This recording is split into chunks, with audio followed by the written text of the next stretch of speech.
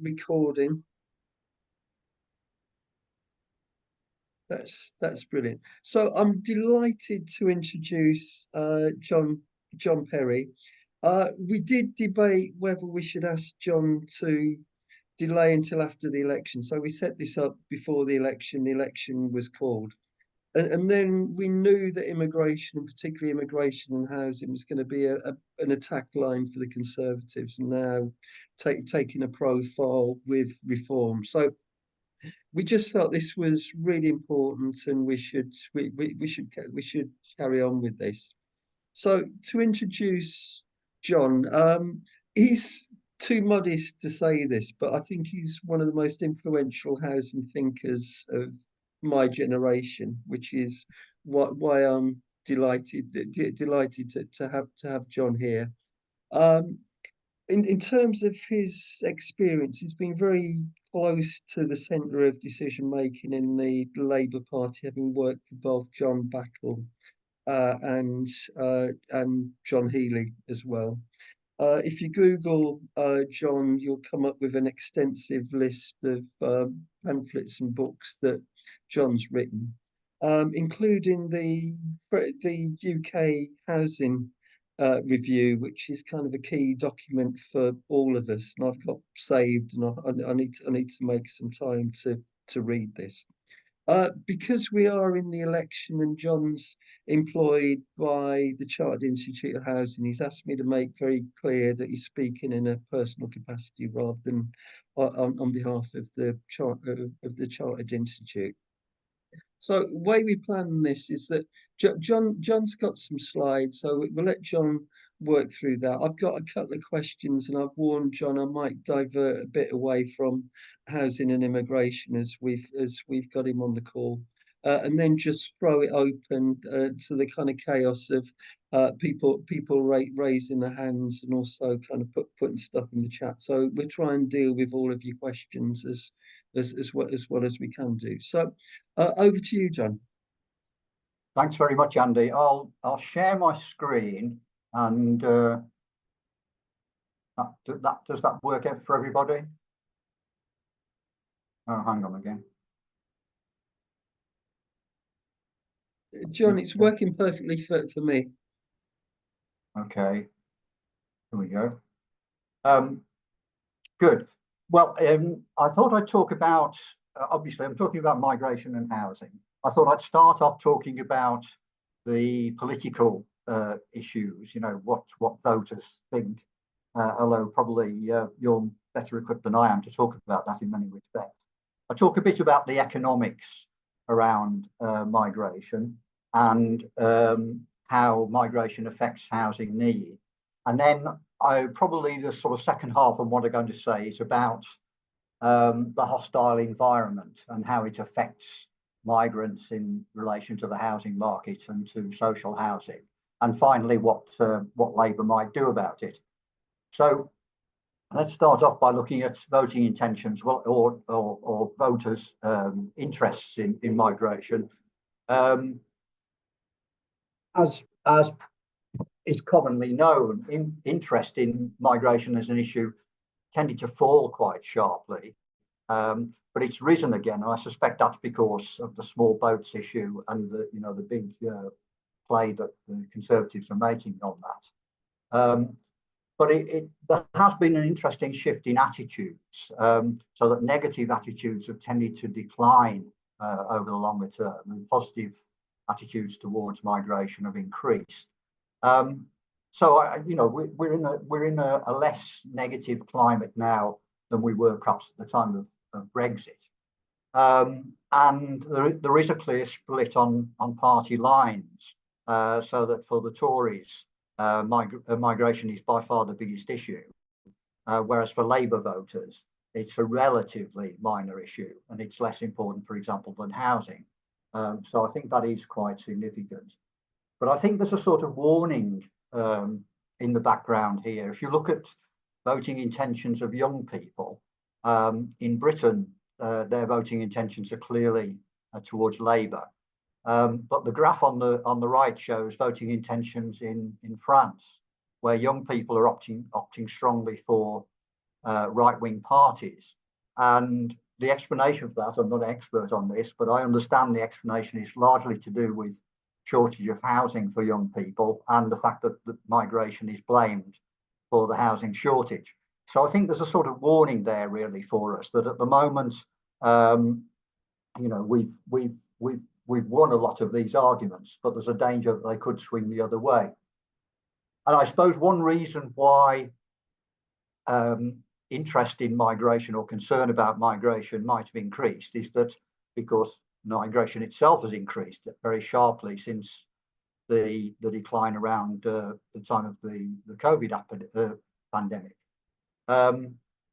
You can see there that last year, in 2022, migration peaked at over 700,000 net migration, and it fell again slightly to 680,000 in 2023.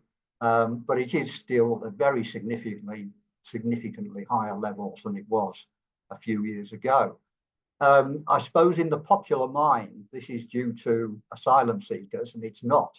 I mean, asylum seekers the number of asylum cases has gone up, but it still only accounts for around 90,000 annually, which is roughly the same as the contribution made by British people like me returning from abroad.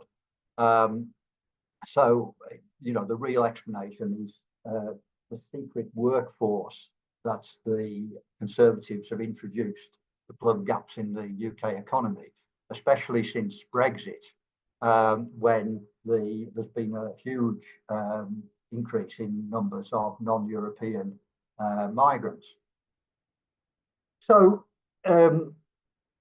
although it increased very sharply, it's starting to fall, and the expectation is that net migration will fall still further. And there are various reasons for this. One is that the post-COVID effect, where people may have been moving or wanted to move during the COVID pandemic and then moved afterwards, that's obviously come to an end. Then we've had these big influxes of refugees from Afghanistan, Hong Kong, and Ukraine, and to some extent Syria. And given that our attitude towards Palestinian refugees, which has been extremely negative, we can talk about that, we don't look as if we're going to have another big influx of refugees, although of course this is very unpredictable, but the numbers seem to be going down at the moment rather than up.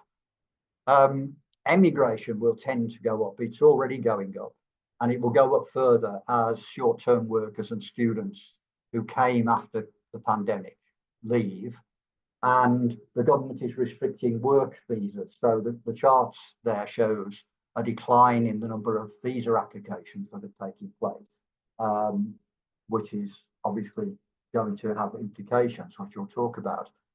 This is just from the government UK website, their summary of the measures that they've taken to control immigration, normal immigration, as it were, in the run-up to the election. And you can see that they've been putting the squeeze on overseas students, on care worker families. They've been increasing salary thresholds, minimising the shortage occupation list, and increasing the minimum income requirement to sponsor a family visa. So all of these measures are having some effect. And one of the effects that these restrictions are having is on our ability to provide people who work in the building industry. And the numbers in the building industry have declined quite sharply since 2008. Obviously, migration is only one issue here, but there are a lot of European construction workers who left who haven't been replaced after Brexit. And this is a problem, obviously, for Labour if they want to increase housing supply. The other big issue really around the sort of macro effects of migration is the effect on the economy. And these charts are taken from the Office of Budget Responsibility. So they're kosher approved central government figures. And they show really that the positive effect that net migration has. If these are different scenarios for net migration up to 2028. And if migration is lower, then public sector net borrowing increases and public sector net debt increases. So in many respects, it's in the government's interest to see high migration because it puts it helps significantly in addressing the overall macroeconomic situation. This is another way of looking at it. The effect of on real GDP and real GDP per person of high migration scenario compared with a lower migration scenario. And this led to this story in the Financial Times this week. Labour's pledge to cut immigration tightens the party's fiscal straitjacket. And it clearly does. I mean, I think Keir Starmer is hoping that migration comes down for political reasons, but I think for economic reasons, he might be quite happy that it stays at reasonably high levels, even if they're lower than current levels. Okay, let's have a look at the issue of the effects of migration on the need for housing. Well, in terms of crude population figures and population projections, the ONS is projecting that the UK population will grow by 6.6 million by 2026. And nearly all of this is due to migration. In other words, there's a near balance between births and deaths in the population as a whole. So the population increase comes from migration. What they haven't yet done is updated their last, which were 2018, household projections. So we don't know what their guesses are really for how this will translate into new demand for housing. But this hasn't stopped various people on the right saying that this is having a massive effect on housing. The Centre for Policy Studies a few weeks ago published a report on migration saying that we needed to build well over 500,000 homes per year, 73% higher than the government's target, in order to meet migration demands. But the real picture is more complicated. And the reason is that households only form and have effective demand if they're able to pay for the housing, whether it's to buy a house or to rent a house. And many migrants, as is obvious really, are here short term. So they use tied accommodation if they're come as, say, farm workers, or students' accommodation if they're students, and many will be sharing. And then, of course, we have the experience with the Homes for Ukraine scheme, which initially, at least, had very little impact on housing need because people were slotted in among hosts in the existing population and effectively took up spare bedrooms in the existing stock. So while it's obviously true that everyone has to live somewhere, the impact on the need for new homes is far from straightforward. And this is just sort of looking at the picture from a migrant's point of view. There are all sorts of issues, of course, about access to housing. People from abroad tend to have substantially lower owner occupation rates and are more likely to be in the private rented sector. Recent migrants, ones that have arrived in the last 5 years, are almost 3 times as likely to be renters in the private rented sector than the UK-born population. Of course, they have limited access to social housing, so 90% of new lettings, although the proportion is going to non-UK nationals has been going up steadily, it's still only 10%, and 90% of new lettings go to UK nationals in the social sector. Over the long term, migrants tend to adopt the same tenure patterns as UK-born people, but we're talking about people as they've been here for 20 years or more. And we know that homelessness is more prevalent amongst migrants. 15% of those owed a prevention or relief duty in England are non-UK nationals. So, of course, a lot of the problems which migrants have in the housing sector are due to the government's hostile environment that's been developing for years, but most intensively, I suppose, since about 2016.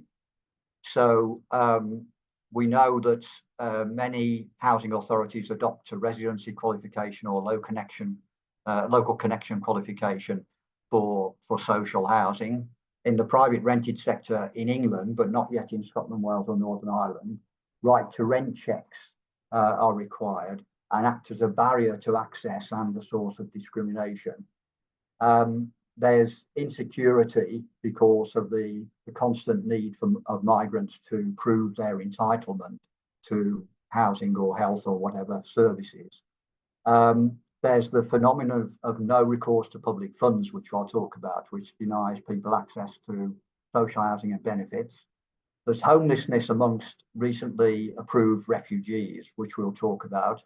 There's the shortage and poor quality of asylum accommodation. There are ever greater numbers of people who are outside the system. And the result, we've seen the results in things like the Windrush scandal of 2 or 3 years ago, more recently penalising European migrants who've been living here for a long time but haven't yet applied for settled status, maybe because they never realised that they had to, and the growth of migrant destitution. So we'll come back to some of these issues. In the private rented sector, there are all sorts of barriers to migrants, as you can imagine. Unfamiliarity with the sector, having no tenancy history, not able to access a deposit, and facing the right to rent checks. So all of these produce what I called in one report a new migrant penalty, applying to migrants trying to enter the PRS.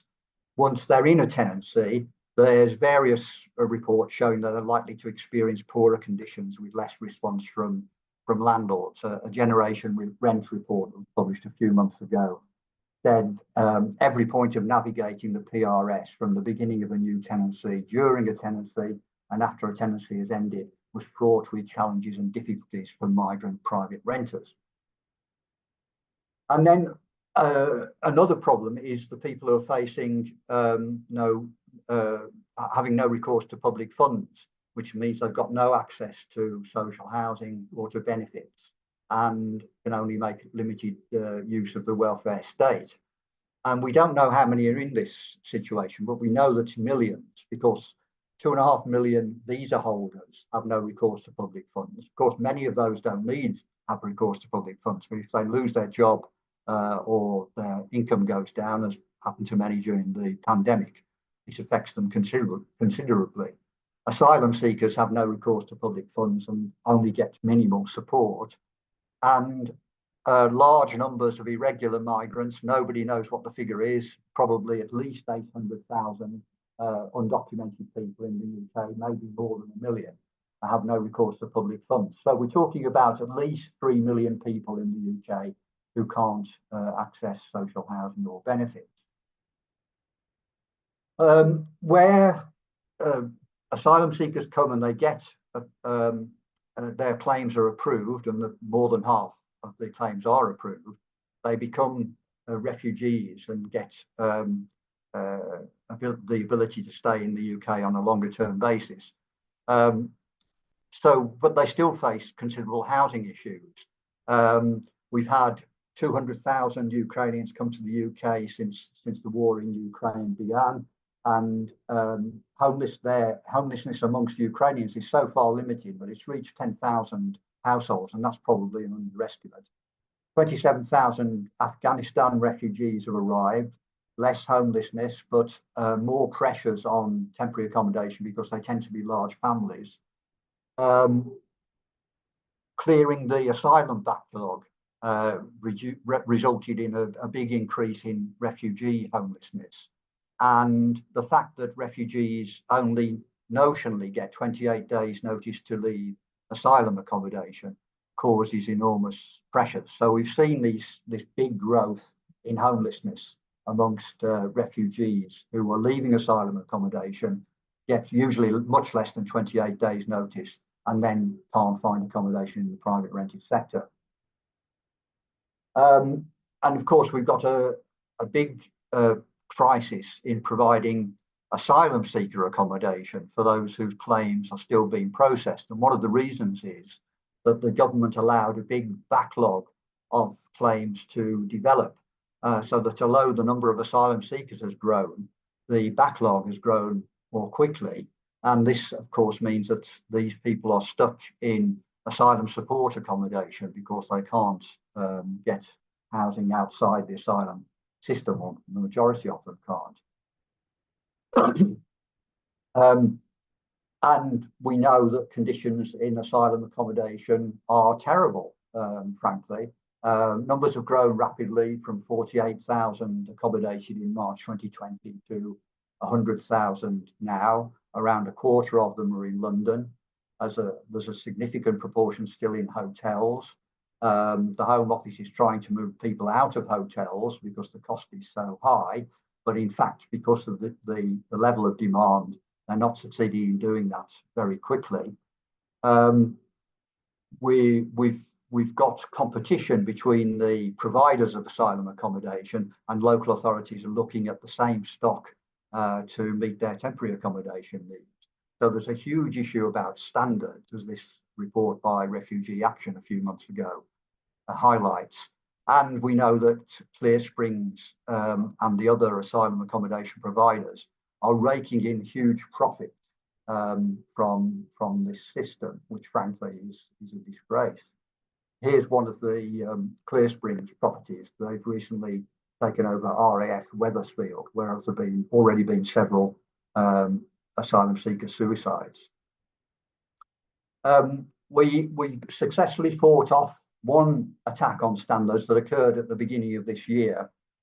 We and some other organisations protested when the Home Office wanted to exempt asylum accommodation from HMO licensing requirements. Those who've been around for a while will know that these were put in place eventually by a Labour government after a long campaign because of fires in HMOs in London particularly. And the Home Office wanted to exempt asylum accommodation from these licensing requirements.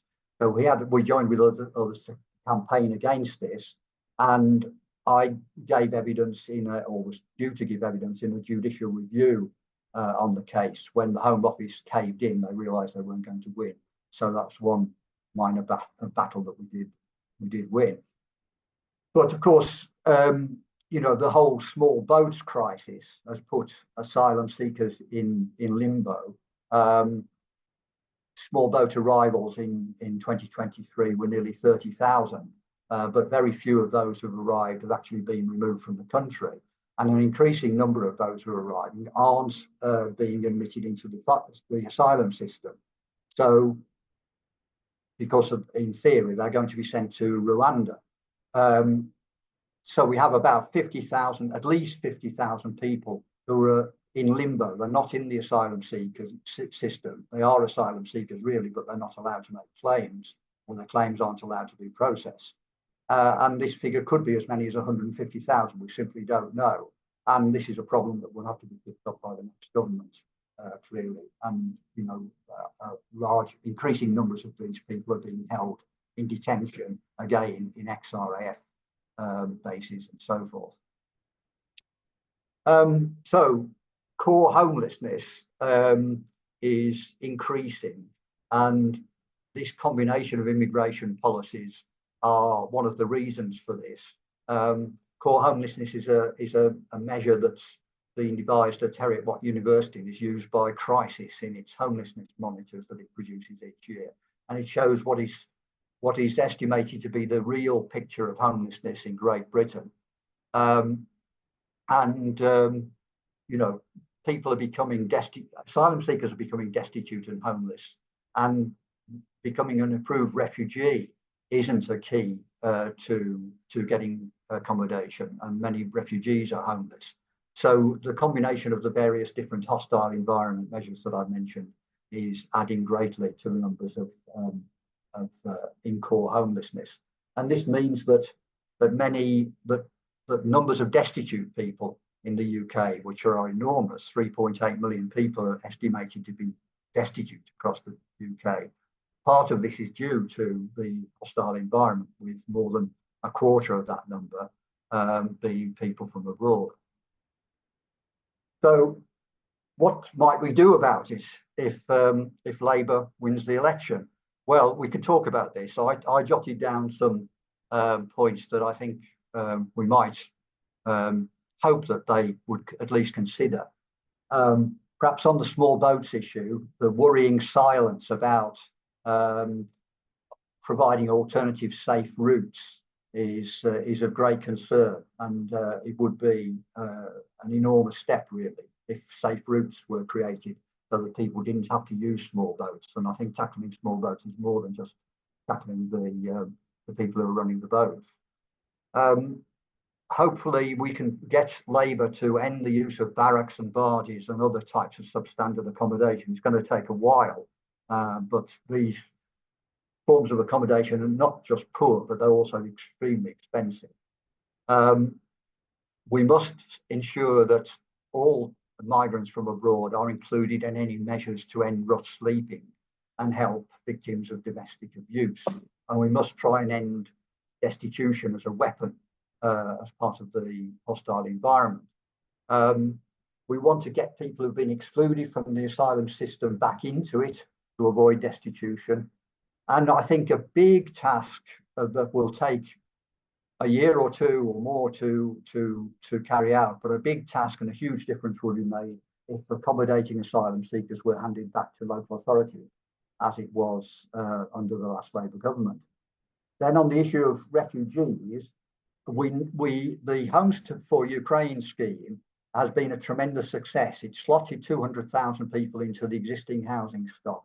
I mean, there were issues, but it's been very successful. And we ought to build on that, to have hosting schemes across the refugee and asylum spectrum so that we make better use of the existing stock. We ought to stop discriminatory right to rent checks because they're not productive. They don't lead to irregular migrants being identified, and they're very cumbersome and discriminatory. We ought to cut down drastically on the numbers of people who have no recourse to public funds. We ought to allow new refugees much longer notice before they have to leave asylum accommodation. And we ought to reinstate the refugee integration programs that the last Labour government have that have been killed off by the successive governments since 2010. So I've left at the end, there's a slide there, and I think people will get the slides, some of the sources of information that I've used, and those may be useful to us.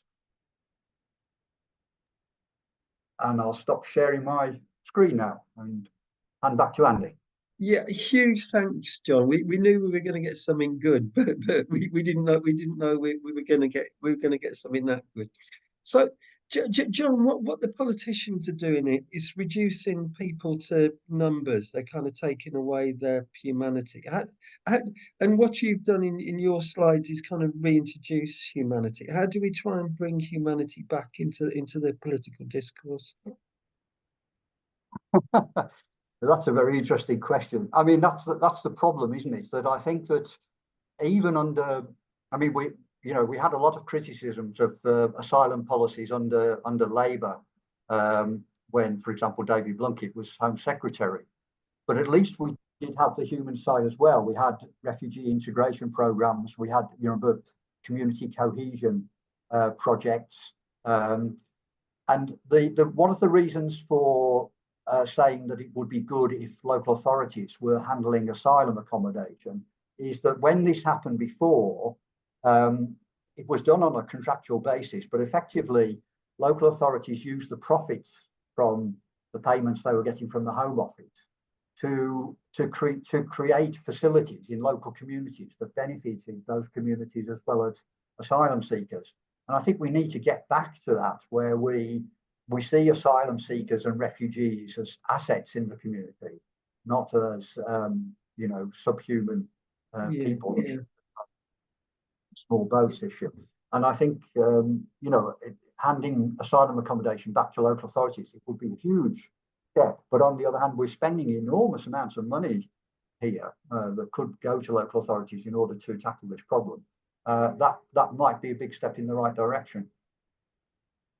Yeah, I've got questions from Sheila and Nick Ball, so I'm only going to indulge myself with one more question. So, John, you talked about millions of people without recourse to public funds or having informal status. Some of us in the Labour Housing Group got very excited by the Steve Cowen's independent review into the private rented sector and introducing more regulation and control. But when demand is this intense at the bottom end of the private rented sector, have we got any chance of getting a grip on this? That's another good question, isn't it? I mean, there's an enormous problem here. I mean, several of us on this call have worked in local authorities or work with private tenants like Jackie has, and we know that one of the huge problems is the under-resourcing of local authorities to tackle poor conditions in the private rented sector. And really, it needs a big effort by local authorities to do this, but they simply haven't got the staff, and there isn't a number of environmental health officers available. So, I think it's something on which we hope Labour will embark, but it's a task over 2 parliaments. It's not something that's going to be tackled very quickly, I'm afraid. But it's a very important task to start. Can I go out of sequence, because we got Jackie Peacock on the call, who was one of the advisors to Steve Cowan. So do you want to jump in, Jackie? I need to come off mute first. There we go. Yeah, it's might seem a bit perverse, but actually, when the government did propose to exempt migrant accommodation from licensing, I couldn't help feeling a little bit relieved, because in my experience, local authorities tend to target the very worst properties in terms of overcrowding, and they will go in, and sometimes I have to say with the border force, but they'll do dawn raids on, for example, a 2-bedroom property where there are about 16 people sleeping in mattresses on the floor. But the result of their enforcement is that those tenants just get turned out, and nobody follows what happens to them. They get very little support. And, given that they're not there because they like living in overcrowded accommodation, it is the only thing they can get, or they may even have been placed there by gangmasters. But I can't believe that there isn't some correlation directly between the fact that the vast majority of those people who lose their homes through licensing enforcement are East European migrants, and rough sleeping among that group is actually increasing. John, do you want to respond to that? In a way, it's difficult to know how to respond, Jackie. I mean, this was when beds and sheds was the issue. What was it, about 8 years ago or so? This was very much in people's minds, wasn't it? That okay, we wanted to clamp down on intolerable conditions, but people were there because they needed somewhere to live, basically, and there wasn't any alternative available. It's extremely difficult. I mean, we've just reached such a terrible position over the last 15 years or so that it's just going to take a very long time to get back to anything like normality as it might have been before. Okay. I mean, I think really what it boils down to is that we can't attempt to solve the migrant housing crisis without solving the housing crisis, and I think that's where our focus should be. Yeah. Thanks. Okay, can I take Sheila, then Nick, and then I'll throw it open. So Sheila, do you want to jump in?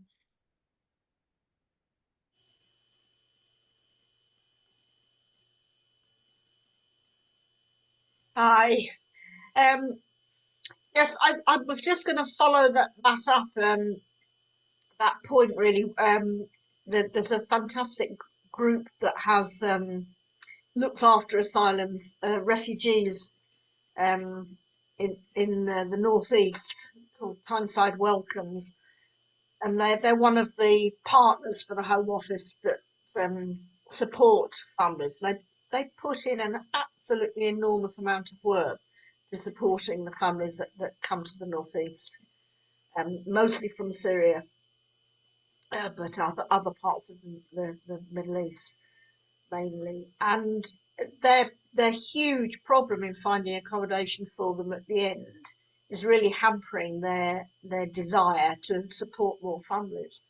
And the local authorities and housing associations are so hard pressed as well. So those are their families, so they would have an entitlement to accommodation if they went to local authorities. But you know, the local volunteers are trying to avoid that at all costs.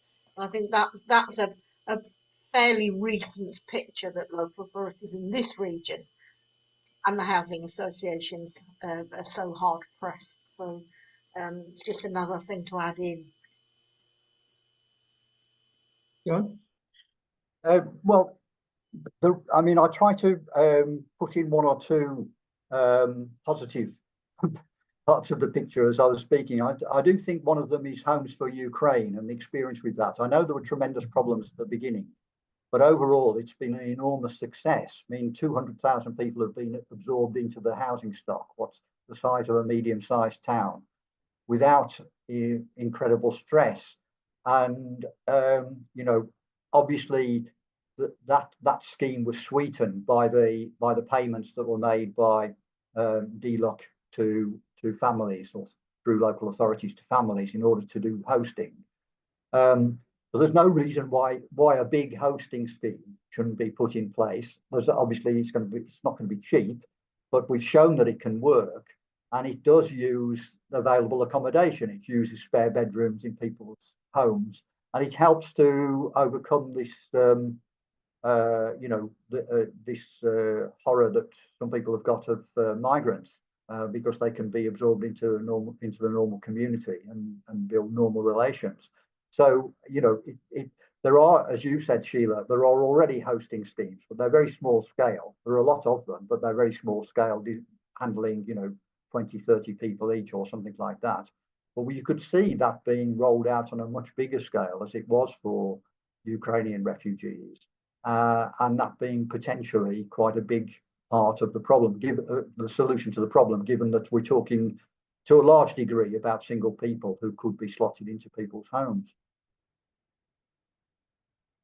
And I know, John, you've written about it not being a more humanitarian solution, but also being a more cost-effective solution as well. Yes, indeed. I mean, you know, if you look at the costs of or the amount of money being paid to the asylum accommodation providers like Clear Springs and Serco and so on. I mean, you know, these companies are making absolutely huge profits, and the cost of the Bibi Stockholm barge, you know, is just absurd. So, you know, we want to. It's a bit like the issue about temporary accommodation, and there's a relationship between asylum accommodation and temporary accommodation, clearly, because local authorities are competing for the same low quality, high cost private rented stock. You know, if we can take a bit of a longer term view of some of these issues, we can save money in the medium term by spending a bit of money now. And you know, hopefully we might have a government that can take that sort of perspective. Nick, you've been waiting incredibly patiently. Yeah, mine wasn't so much a question really. It's just, excuse me, reinforcing the point we were making. I've been doing some work with local authorities, and sort of every Friday there's been asylum seekers presenting themselves at the council offices with their letter from the Home Office informing them that asylum's been granted, to therefore go to the council, who has a statutory obligation to house them, and invariably they end up going back to the hotel they've just left. But then the bill payer becomes the local authority as opposed to the Home Office.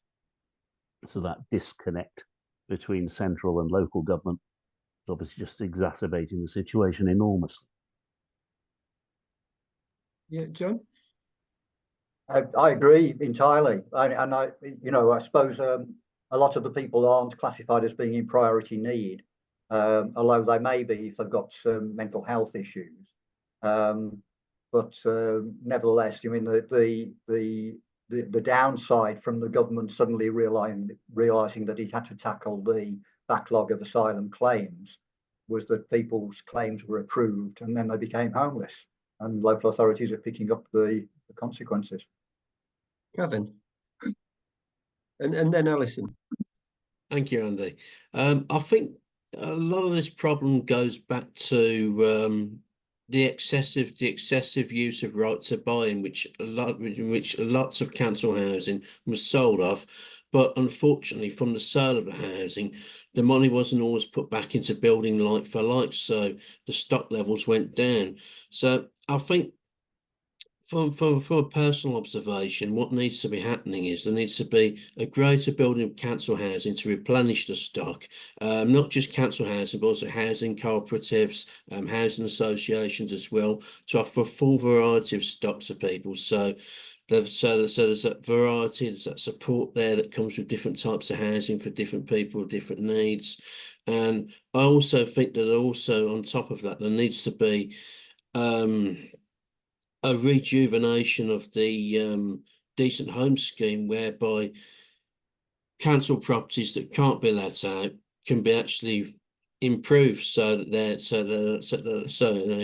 in a fit state to let, rather than having say for example a council house that's got really bad damp and mold problems, and because of that it doesn't get let out, or if it does get let out, the people living there, they just after a short while they just think, well, we've had enough of this, we want to transfer, and then that's just another gap in the property infrastructure. So yeah, my big belief is that right to buy has gone way too far.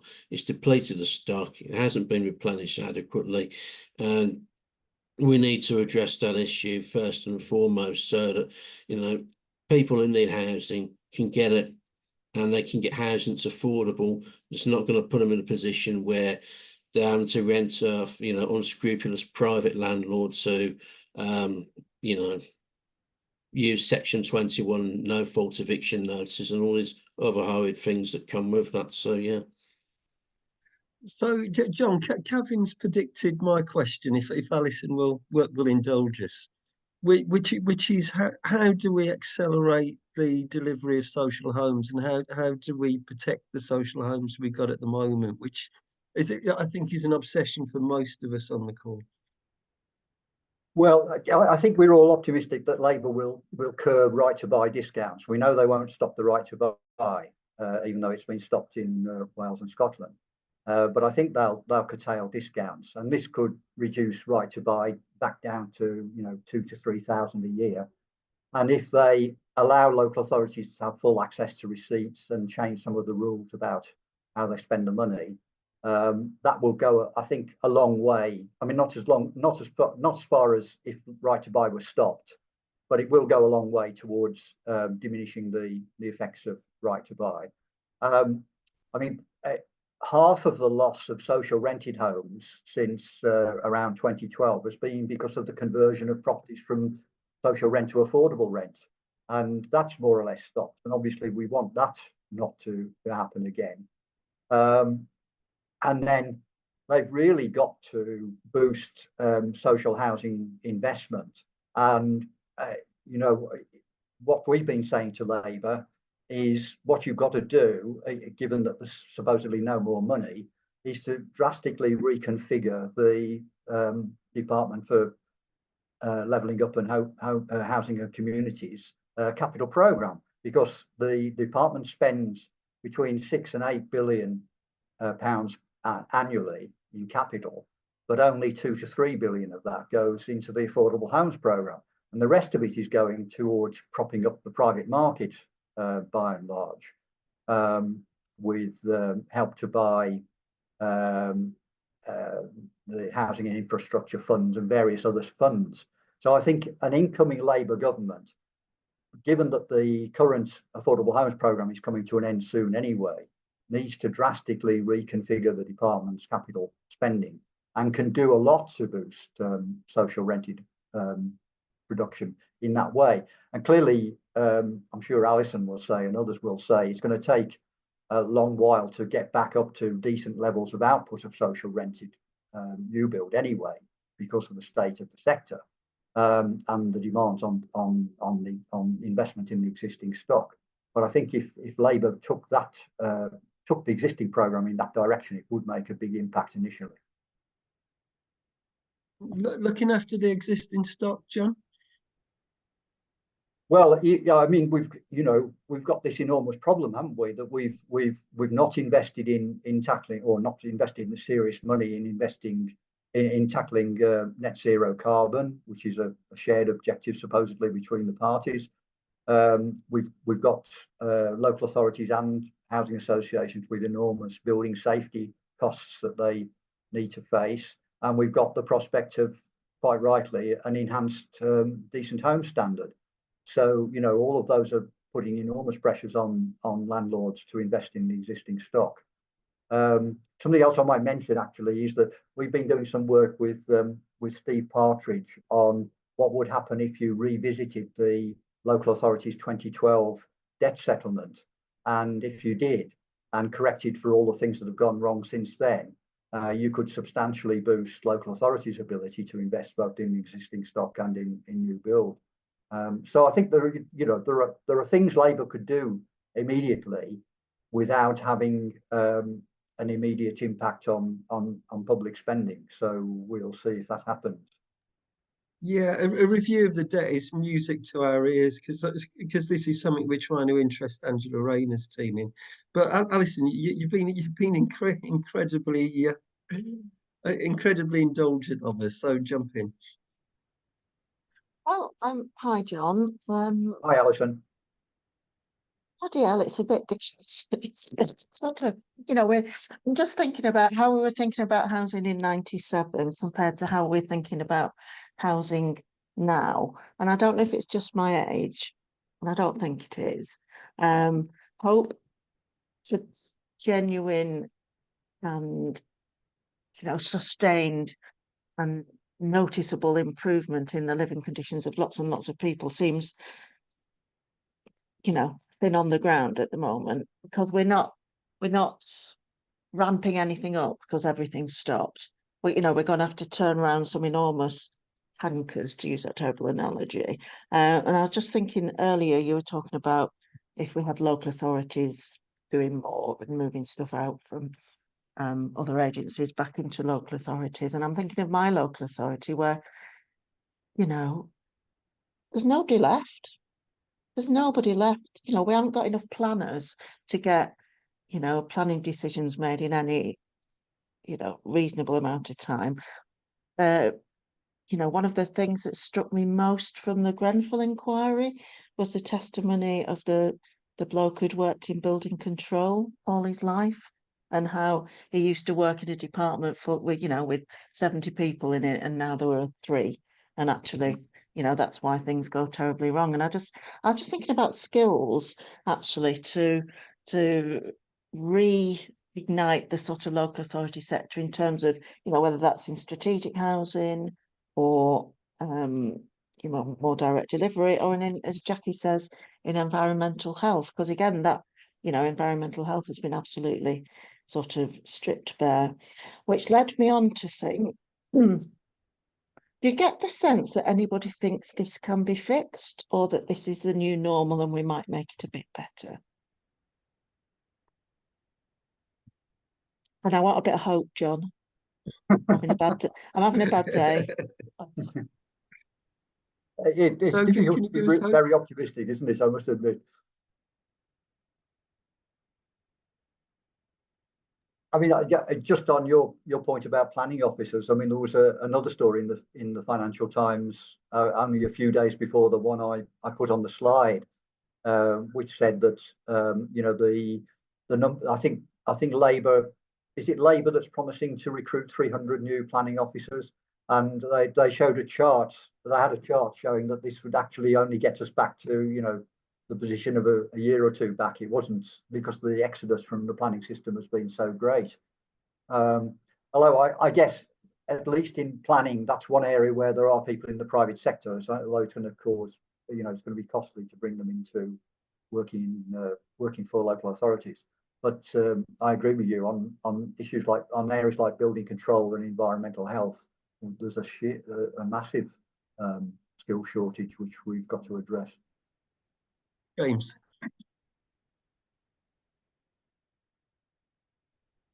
Thanks, Chair. John, absolutely first-class presentation as always. And as you can tell by my accent, I'm dialing in from Scotland. Our social housing sector is slightly, well, significantly different. We still have a social house building programme, although the Scottish Government have cut that. But the point I was trying to make is to give Alison some hope. By God, we need some hope. And I yearn for the days when we can have a new John Wheatley and a new Nye Bevan.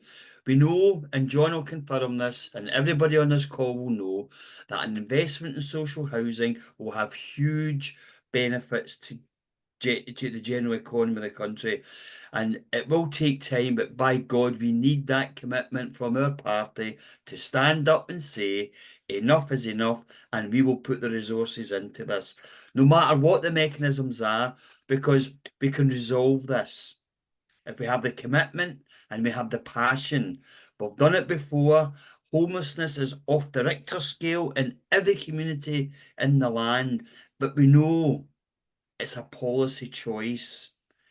And so I just ask, and all the politicians are on the call, and all the people are advising the politicians, for God's sake, stand up and be counted. That's what I'm trying. That's me had my moan for the night. That was great, James. John? Let's draw some optimism from Scotland. I mean, in Scotland, local authorities are building almost as many new social rented homes as housing associations, and they building a lot, you know, over the last few years. And the Scottish Government, and indeed the Welsh Government, met their targets for affordable house building over the last 5 years. I know there are issues now in Scotland because they've cut their programme, but I mean, they've done very well for many years. They've also abolished priority need in homelessness assessment. They've abolished the right to buy. So, you know, I think Scotland has shown that there is a way forward. You know, it's patchy in Scotland, but it's far less patchy in Scotland than it is in England. Okay, and anybody that hasn't asked a question want to ask one? Or make a contribution? Yeah, I can't see anybody's hands going up. Okay, just to finish, can I steal a question from Alison? So a question that Alison asked last week. Other than the things you've talked about, what ought to be in our manifesto, John? Well, I think that the key issue is this building 1.5 million homes during the Parliament, isn't it? And I mean, we produced a paper which we didn't publish widely, but we sent it to contacts in Labour and so on, about the ways that their existing policies will help towards that, but they certainly won't achieve it, and the areas that they've got to look at. And I know there are a lot of people who are looking at this now, working with the Labour front bench team. So I mean, I hope that they're gearing up really to taking that very seriously. And if we could get 1.5 million homes built in the new Parliament, with a reasonable mix of affordable housing within that, that would be a good achievement, wouldn't it, in 5 years? I mean, from the situation we're in now to having that would be good. So I think that's the key thing in the manifesto. We want to keep on making sure that Labour puts housing as a top priority. We want to try and get them to spend more money, and we've got to keep them to that target figure. So yeah, that's been brilliant. So you've absolutely fulfilled your job description. You've given us some of the facts and arguments we're going to need on the doorstep over the next 4 weeks. So yeah, huge thanks, John, and also thanks to everybody who's given up the time that when maybe you could have been delivering leaflets tonight. Okay, thanks a lot. Nice to speak to All right, everybody. thanks everybody. Bye.